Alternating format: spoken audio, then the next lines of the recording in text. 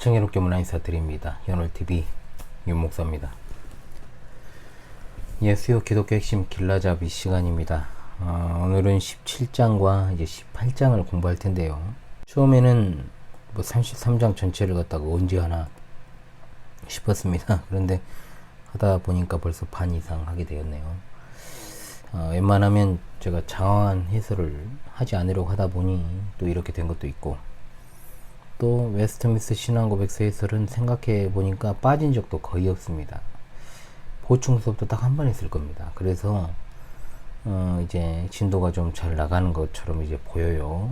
특강도 하면 좋은데 이미 다른 요일에 제가 특강을 하는 것이 많이 있기 때문에 좀 여력이 없어가지고 그냥 신앙고백서 본문 해설에만 치중하고 있습니다. 양해를 부탁드리고요. 오늘 17장 성도의 끝까지 견딤, 견인이죠. 성도의 견인과 18장 은혜와 구원의 확신에 관해서 이제 공부하는 시간을 갖도록 하겠습니다. 늘 해오던 방식대로 각 장의 항을 읽고 거기에 대해서 간략하게 해설하는 시간을 갖도록 하겠습니다. 17장 성도의 끝까지 견딤에 관하여 1항입니다. 일반적 서술입니다.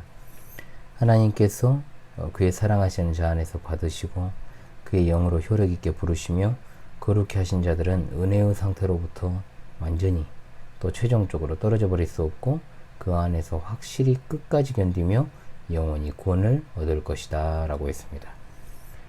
자, 성도의 견인이라는 것은 진정한 그리스도인이 어떤 경우에도 결국 은혜의 상태에서 탈락될 수 없음을 나타내는 말입니다. 성경은 하나님께서 받으시고 또 유효적으로 부르시며 성화시킨 자들은 은혜의 상태에서 최종적으로 떨어질 수 없다라고 밝히고 있죠. 견인은 신자의 인내가 포함이 되지만 신자의 인내가 견인하게 되는 원동력은 결코 아닙니다. 여기서의 인내의 주체는 하나님이십니다. 하나님께서 신자의 마음속에서 계속적인 사역을 통해서 구원 역사를 이루시는 것이죠.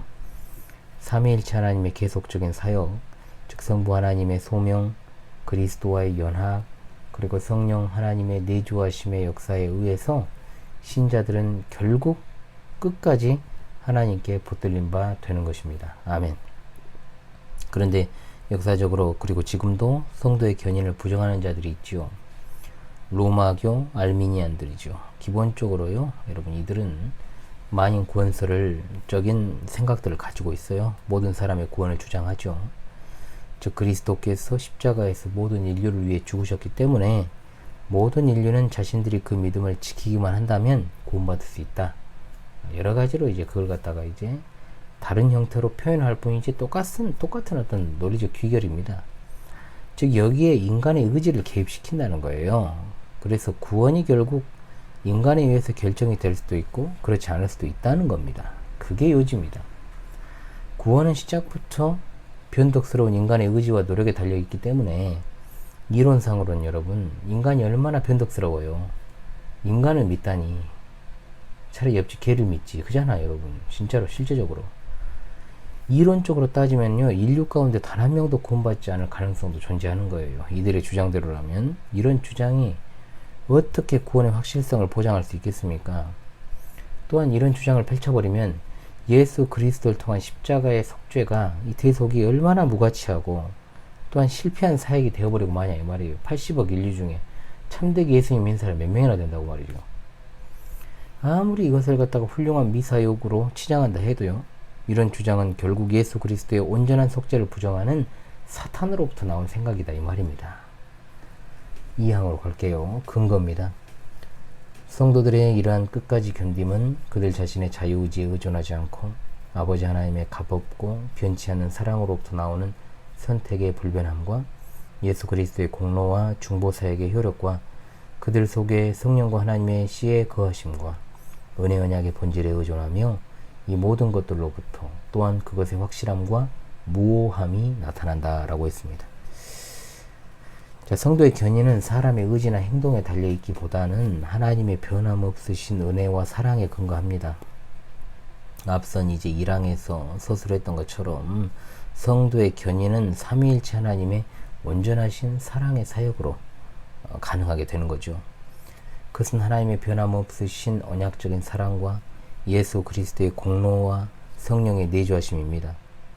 하나님께서 우리의 연약함을 돌보시고 우리를 갖다가 버리지 않으시고 성자 예수 그리스도께서 우리를 위해 자신의 몸을 단번에 희생제물로 내주셨고 성령 하나님께서 우리 안에 거하시기 때문에 우리의 구원은 확실한 것입니다. 절대로 잘못됨이 없습니다. 아멘. 사망하러 가죠. 일시적인 범죄들입니다. 그렇지만 그들은 사탄과 세상의 유혹들과 그들 속에 남아있는 부패성의 우세함과 그들을 보존하는 수단들을 소홀히 함으로 말미암아 심한 죄들 속에 떨어지며 얼마 동안 그 가운데 머물 수 있고 그것에 의해 그들은 하나님의 불쾌하심을 초래하며 그의 성령을 근심시키고 어느 정도 그들의 은혜들과 위로들을 박탈당하고 그들의 마음들이 굳어지며 그들의 양심들이 상하고 다른 이들을 해치며 노하게 하고 일시적 심판들을 자신들 위해 가져온다라고 했습니다. 자, 성도의 견인이 성도가 전혀 아무것도 안 해도 구원받는다는 그런 교리입니까, 여러분? 이것은 명백한 오해죠. 성도의 견인을 갖다가 인정하지 않고 믿지 않는 사람들은요, 성도의 견인이 인간의 노력을 갖다가 완전히 배제한다 해가지고 비난하지만 실제로는 전혀 그렇지 않습니다. 신자가 궁극적으로 타락할 수 없지만 그래도 신자는 실족하지 않기 위해서 최선의 노력을 다해야 되고 인내를 해야 됩니다.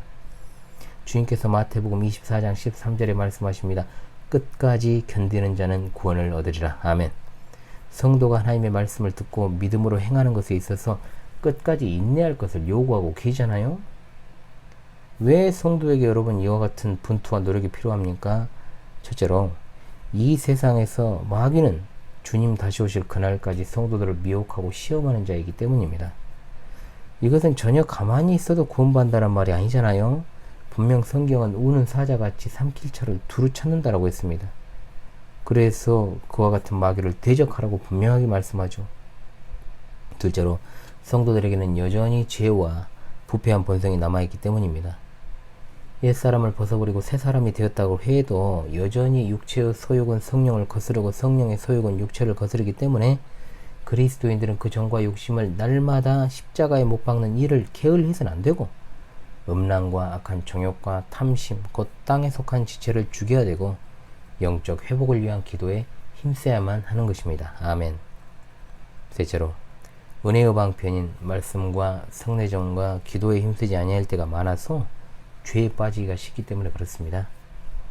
하나님의 말씀을 매일매일 가까이 하지 않고 상고하지 않으면서 어떻게 하나님의 뜻과 그분의 행하신 일들에 대해서 온전하게 믿는다라고 할 수 있습니까? 매일매일 기도하지 않으면서 어떻게 나의 일생을 하나님께 맡긴다라는 말을 할 수 있죠? 성찬에 참여하면서 주님의 몸과 피를 기념하며 거기에 참여하지 않거나 또는 아무 의식 없이 참여한다면 죄에 빠지는 것은 아주 식은 죽 먹기와 같은 거예요. 그러면 신자된 우리는 날마다 하나님께서 주신 방편으로 말씀을 통해서 성례전을 통해서 기도를 통해서 끝까지 우리를 붙들어 주시기를 소망하면서 치열하게 더욱더 간절함으로 분투하며 살아가야 될 줄로 믿습니다. 아멘. 예, 3장으로 이루어져 있으니까요. 이제 18장으로 넘어가겠습니다. 은혜와 구원의 확신에 관해서 보도록 하죠. 18장 1항부터 또 보도록 하겠습니다. 1항 거짓된 확신과 참된 확신입니다. 자, 이 18장 1항에서 신앙 고백서는 중생하지 못한 자들의 거짓 믿음과 참된 성도들이 가지고 있는 구원의 확신을 대조합니다. 구원의 확신을 갖지 못한 것도 문제지만 그릇된 확신이나 거짓된 확신을 가지는 것은 더 심각한 문제죠. 이런 사람들 가운데서는 교회 생활을 하는 많은 이들 가운데 이른바 종교적인 행위를 통해서 구원을 받을 수 있다라고 오해하는 사람들이 바로 이것입니다. 이런 사람들은 사실상 유사 그리스도인이죠. 명목상의 그리스도인일 뿐 진정한 그리스도인이 아닙니다. 유사 그리스도인들도 하나님께 기도하고 말씀을 읽고 교회에 의무금을 내고 찬송을 부릅니다. 심지어는 다른 이들을 교회에 전도하기도 하지요. 그러나 어떤 기독교적인 활동을 한다고 해서 종교적인 행위를 많이 한다고 해서 그것이 참된 성도가 되는 길이 될 수는 없다는 겁니다. 이런 어떤 거짓된 확신을 가지고 사는 사람은 현재 그가 아무리 종교 활동을 열심히 한다고 해도 그것은 외적 활동에 불과하기 때문에 유사 시에는 쉽게 무너지고 마는 경향을 보입니다. 거짓된 확신을 가진 자들은 단지 구원에 대해서 종교적인 세뇌 그리고 학습되어 있는 상태이기 때문에 삶 속에서는 전혀 거룩한 성령 열매를 맺을 수도 없고, 또한 영적인 자기 성찰이 없으므로 오히려 영적 교만 그리고 게으름, 자만에 빠지고, 솔직한 자기 방성은 없고 정확하게 자기를 살피는 일을 회피하고 외적으로 신앙생활을 꾸미는 데 이제 급급하다라고 하는 거죠. 그런데 여러분, 참된 확신은 어떻습니까? 예수 그리스도께 대한 확실한 믿음의 바탕 안에서 하나님의 말씀과 성령의 증거에 근거한 확신이라고 할 수 있는 겁니다. 겉으로 봐서는 믿음도 약하고 전혀 능력이 없어 보일지라도 진정으로 예수님을 사랑하고 또한 진실하고 속사람이 강건하여 환난 가운데서도 하나님의 영광을 바라고 즐거워하는 자들이 있습니다. 구원의 확신은 사람의 자기 최면, 자기 세뇌가 아니라 정확무한 하나님의 말씀에 근거하는 것이고, 성령께서 그 말씀을 통해서 부르심과 택하심을 견고하게 하심으로 더욱더 하나님의 영광만을 소망하며 살아가게 되는 것입니다. 아멘. 제2항입니다. 근거입니다. 이 확실함은 잘못될 수 있는 소망에 근거한 다만 추측적이고 그럴듯한 신념이 아니고, 구원의 약속들의 신적 진리와 이렇게 약속된 은혜들의 내적 증거와 우리가 하나님의 자녀들임을 우리 영들과 함께 증거하시는 양자의 영, 성령의 증거에 근거한 신앙의 무오한 확신이다. 그 영께서는 우리의 기업의 보증이시며 우리는 그에 의해 구속의 날까지 인치심을 받았다라고 했습니다. 자, 진정한 구원의 확신은 학습되거나 세뇌된 종교적 결단, 신념과는 근본적으로 다릅니다.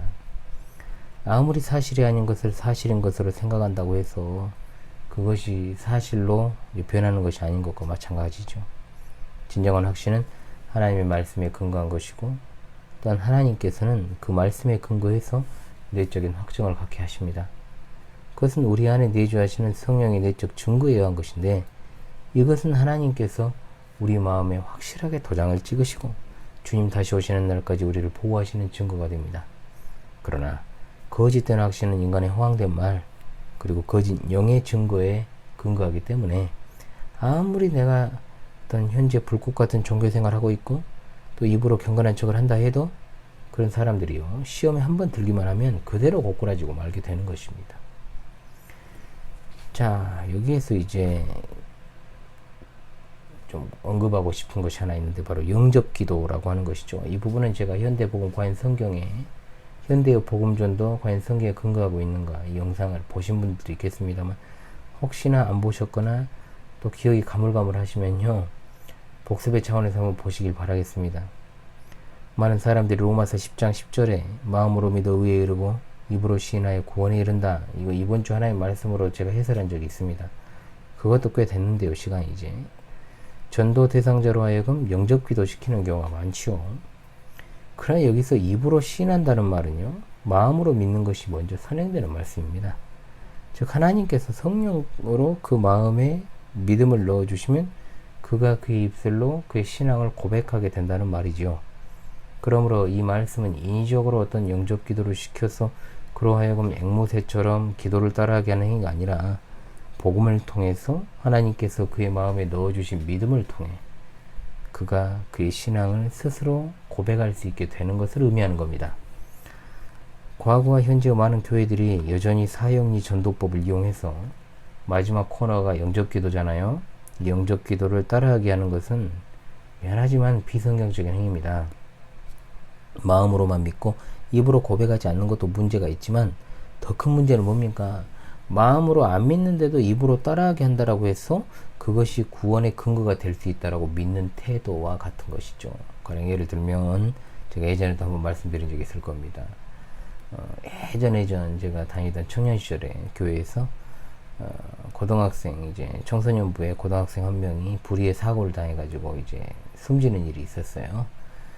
그래가지고, 그런데 이제 이 친구가 교회를 열심으로 다니는 친구는 아니었습니다. 가끔 한 번씩 나오고 새신자 초청 이제 잔치 같은 거 하면 또 나와가지고 했는데, 거기 이제 담당했던 이제 교사가 영접 기도를 시켰는지 안 시켰는지 그 여부를 가지고 울고 있더라고요. 그거 웃기는 거죠. 그럼 영접 기도를 했으면 괜찮고 안 했으면 어쩌냐. 이거 자체가 굉장히 행위적인 어떤 측면이잖아요. 그런 모습을 보면서 얼마나 복음이 왜곡될 수 있는가를 제가 보게 된 사례입니다. 자, 분명한 것은 이런 기도 형태가 용인될 수 있는 경우는 분명히 있다는 거죠. 어떤 경우입니까? 목숨이 경각에 있는 응급 환자에게 믿을 것을 권면할 때, 또는 이제 치매나 정신질환이 있어요. 복음 전도가 어렵습니다. 그러다가 가끔 정상으로 돌아올 때가 있거든요. 그때 이제 그에게 믿도록 권면하고 좀 여러 가지로 이제 따라서 기도도 할 수 있게 좀 시키고 하는 것도 충분히 가능한 것입니다. 그런데 뭐 이 영적 기도뿐만 아니라 무슨 치유 기도문이라 해가지고 무슨 주문처럼 적어놓은 거 있죠. 또는 가게의 저주를 끊는 기도문 이런 거 있지 않습니까? 이런 걸 통해서 기도하게 하는 거는요, 주술적인 주문보다 나을 것이 하나도 없는 아주 이단적 행태다라고 하는 것을 여러분 기억하십시오. 또한 사행리 전도법은요, 복음의 핵심인 인간의 죄와 비참함의 상태에 대해서는 철저하게 정말 침묵을 하고 있어요. 그렇기 때문에 치명적 오류를 가지고 있다는 것을 생각하시면서요, 자, 저의 현대의 복음전도 과연 성경에 근거하고 있는가를 한번 꼭 보시길 바라겠습니다. 자, 3항으로 가도록 하지요. 얻는 방법과 유익들입니다. 이 무한 확신은 믿음의 본질에 속하지 않기 때문에 참 신자라도 그것에 참여하기 전에 오래 기다리며 많은 어려운 일들과 싸울 수 있지만, 하나님께로부터 그에게 값없이 주어진 것들을 성령께서 알게 하심으로 그는 특별한 계시 없이 일반적 수단들의 바른 사용으로 그것에 도달할 수 있다. 그러므로 그의 부르심과 택하심을 확실히 하기 위해 전심으로 부지런한 것은 각 사람의 의무이며, 그것에 의해 그의 마음은 이 확신의 정당한 열매들인 성령 안에서의 평안과 기쁨으로 하나님께 대한 사랑과 감사로, 그리고 순종의 의무들에 대한 힘과 즐거움으로 넓어질 수 있다. 그것은 사람들을 방종애로 기울어지게 하는 것과는 거리가 매우 멀다라고 했습니다. 자, 반드시 구원의 확신이 있어야 구원받았다고 말할 수 있냐 하는 거죠. 신앙 고백서는 구원의 확신이 신앙의 본질에 속한 것이 아니라고 분명하게 진술합니다. 그러므로 구원의 확신이 없다고 해서 그가 구원 못 받았다라고 단정할 수는 없다는 거예요. 예수 그리스도를 믿는다고 하면서도 그 믿음에 관한 확신이 연약한 사람 있을 수 있습니다. 그리고 이 확신이 쉽게 생기는 것이 아니기 때문에 참된 신자는 인내하면서 많은 고난과 더불어 싸워야 됩니다. 참된 신자의 경우에도 죄를 범하거나 나태함에 빠졌을 때는 구원의 확신이 약해질 수 있습니다. 대표적인 예로 다윗이 우리아의 아내 밧세바를 범하고 나서 이 구원의 기쁨을 회복시켜 달라고 간구하는 건요, 구원해 달라고 간구하는 게 아닙니다. 치명적인 범죄를 저질러서 흔들리고 있는 구원의 확신을 회복시켜 달라고 간구하는 겁니다. 우리 안에 내주하시는 성령 하나님의 은혜로 구원의 확신이 그 정하신 때에 이루어지지만, 우리는 그 사이에 확실한 확신을 얻기 위해서 통상적으로 하나님께서 교회에 주신 은혜의 방편을 잘 활용해서 구원의 확신에 이르도록 노력을 해야 되는 것은 분명한 사실입니다. 그렇게 구원의 확신에 이르게 된 신자들은 그에 상응하는 열매를 맺게 되는 것이죠. 그 열매들이 바로 성령 안에서의 화평과 희락과 사랑과 감사입니다. 하나님께 순종하는 것에 있어서도 억지로 하지 않고 유쾌함으로 하는 것이 그것이죠. 그러므로 이런 열매를 맺기 위해서라도 구원의 확신을 갖는 것이 훨씬 더 바람직하고 좋은 것입니다. 히브리서 기자를 통해서 하나님께서는 우리가 간절히 원하는 것은 너희 각 사람이 동일한 부지런함으로 끝까지 소망에 충만한 확신에 이르는 것이라. 히브리서 6장 11절 말씀. 아멘. 우린 이와 같은 구원을 이루시는 하나님께 날마다 감사와 찬송과 영광을 올려드려야 될 줄로 믿습니다. 아멘. 18장 은혜와 구원의 확신에 관하여 마지막 사항을 보도록 하겠습니다. 그것의 상실과 회복. 참 신자들이라도 그들의 구원의 확신이 여러 방식으로 흔들리고 감소되고 중단될 수 있는데, 예를 들어 그것의 보존을 소홀히 함으로나 양심을 상하게 하며 성령을 근심시키는 어떤 특별한 죄에 떨어짐으로나 어떤 갑작스럽거나 격심한 유혹으로나 하나님께서 그의 얼굴빛을 거두시고 그를 경외하는 자들이라도 어두움 속에서 행하며 빛을 가지지 못하게 버려두심으로 등이다. 그러나 그들은 결코 저 하나님의 씨와 신앙의 생명과 저 그리스도와 형제들에 대한 사랑과 저 의무에 대한 마음과 양심의 신실함을 완전히 잃지는 않고, 그것들로부터 이 확신은 성령의 역사로 적당한 때에 회복될 수 있으며, 그것으로 그들은 그동안 완전한 절망에 빠지지 않도록 도움을 받는다 라고 했습니다. 자, 이 장에서는요, 앞서 웨스트민스터 신앙고백에서 13장과 17장에서 이미 다루었던 진정한 그리스도인 신자도 은혜 생활에서 일시적으로 이제 좀 정체가 올 수 있다라는 것을 분명하게 보여주고 있죠. 이 땅에서 은혜로운 생활을 할지라도 육적인 요소가 다분히 섞여 있으니까요. 이 확신이 여러 가지 모양으로 흔들리거나 감해지거나 중단될 수 있습니다. 보통 구원의 확신이 흔들리는 계기로는 이미 살펴본 것처럼 하나님의 말씀을 묵상하는 일을 게을리하거나 또는 기도하기를 쉬는 죄를 범하거나 성령 하나님을 근심케 하는 일들이 있습니다. 그러나 이런 흔들림은 결코 끝까지 지속되지 않고요. 일시적인 것으로 그치고 말 것입니다. 참된 신자의 경우에는 그 믿음의 뿌리, 즉 예수 그리스도와 그로 말미암은 영원한 구원에 대한 소망이나 믿음이 확실함에 근거하기 때문에 성령의 회복하게 하시는 역사로 말미암아 다시 살아나게 되어 있습니다. 폭풍우가 몰아치는 가운데서도 하나님의 은혜는 절대로 신자를 떠나지 않고 함께 하시는 줄을 믿습니다. 아멘. 구원의 궁극적인 약속은 결코 파괴되지 않습니다. 재고되지 않습니다.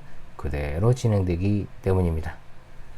네, 여러분, 정말 주초 사역이 참 굉장히 힘들게 지나가고 있습니다. 예. 그래도 어떠겠습니까? 여러분, 할 수 있다는 것이 좀 감사한 일이니까 여러분 감사함으로 이렇게 함께 나아갔으면 좋겠습니다.